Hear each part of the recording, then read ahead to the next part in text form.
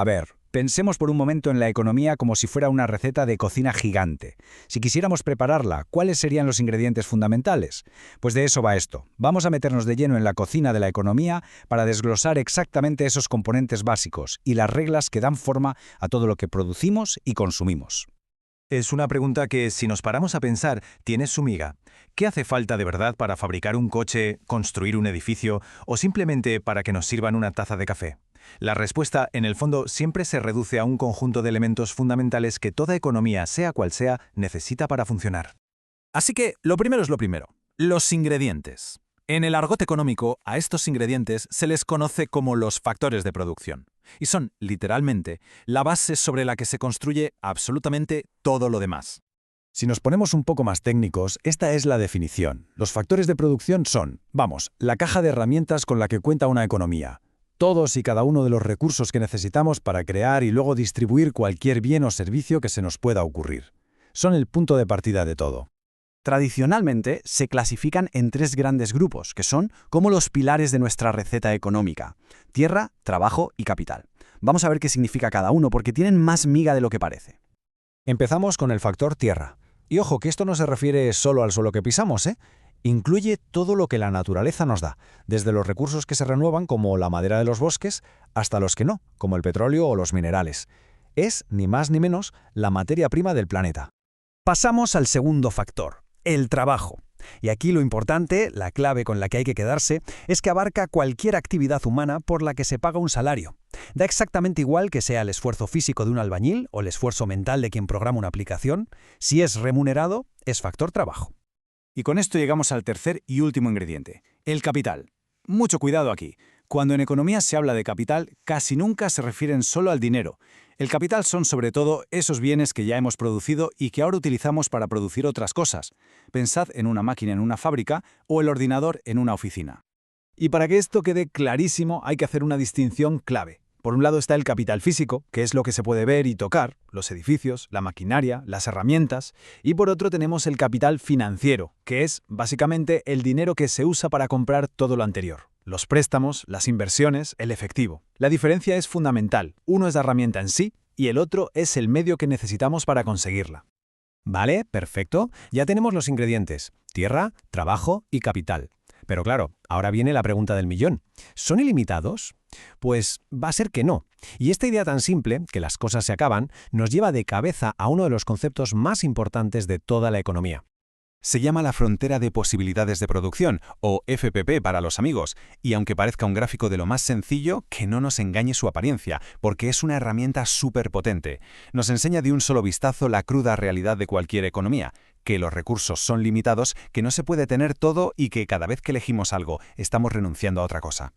La primera lección que nos da la FPP es de cajón, pero es la más importante de todas. Hay un límite. No se puede producir infinitamente. Como nuestros recursos son los que son, la tierra es finita, las horas de trabajo son finitas, el capital es finito, pues la cantidad total de cosas que podemos producir también tiene un techo. Y claro, si hay un límite, eso nos lleva directamente al segundo principio. Cada elección es una renuncia. Si una economía decide poner más esfuerzo en fabricar coches, tendrá que quitar recursos que podría haber usado para producir, por ejemplo, alimentos.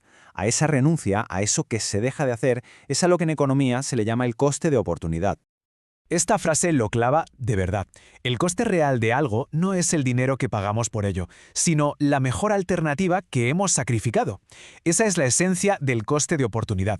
Es un concepto que, sin darnos cuenta, aplicamos todos los días de nuestra vida.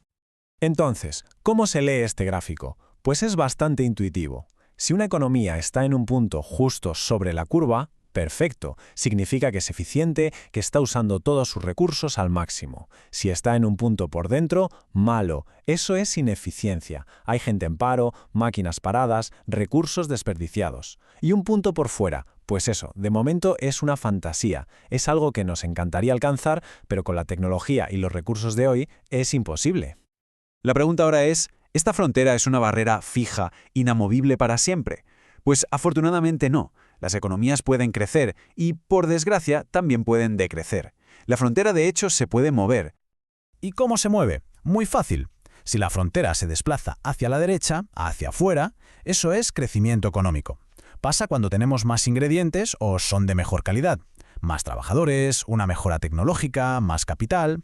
En cambio, si la frontera se contrae, si se va hacia la izquierda, es un declive económico. Puede ser por una guerra, un desastre natural, cualquier cosa que reduzca la capacidad productiva del país. Muy bien, ya hemos entendido los ingredientes y los límites de la receta, pero toda esa producción, desde una lechuga hasta una aplicación para el móvil, ¿cómo se organiza? Pues para poner un poco de orden, los economistas lo dividen todo en 3 grandes sectores. Son los famosos sector primario, sector secundario y sector terciario. Y entre los 3, de verdad, lo abarcan todo. No hay ninguna actividad productiva que se quede fuera. El sector primario, como su propio nombre indica, es el primero, la base de la pirámide. Es el que se encarga de extraer las materias primas directamente de la naturaleza. La agricultura, la ganadería, la pesca, la minería, todo eso va en este saco. Luego tenemos el sector secundario, que es básicamente la industria. Su trabajo consiste en coger todas esas materias primas del sector primario y transformarlas. Aquí es donde se fabrican los bienes, se construyen los edificios y se genera la energía. Es el sector de las fábricas. Y por último, tenemos el sector terciario, el sector servicios. Este es, hoy en día, el más diverso y dinámico. Aquí no se producen cosas físicas, sino que se ofrecen, pues eso, servicios. Desde el comercio y el transporte, hasta la sanidad, la educación, las finanzas y, por supuesto, toda la economía digital. Y este dato es fundamental para entender el mundo en el que vivimos. En las economías más avanzadas, el sector servicios es el rey absoluto. Con muchísima diferencia es el que genera la mayor parte del empleo y de la riqueza del país. Así que para terminar, vamos a dejar una reflexión en el aire. Si ya sabemos que nuestros recursos son limitados y que existe una frontera, pero también sabemos que esa frontera puede expandirse, la gran pregunta es, ¿qué papel va a jugar la innovación tecnológica en el futuro para seguir empujando esos límites y permitirnos producir más y mejor?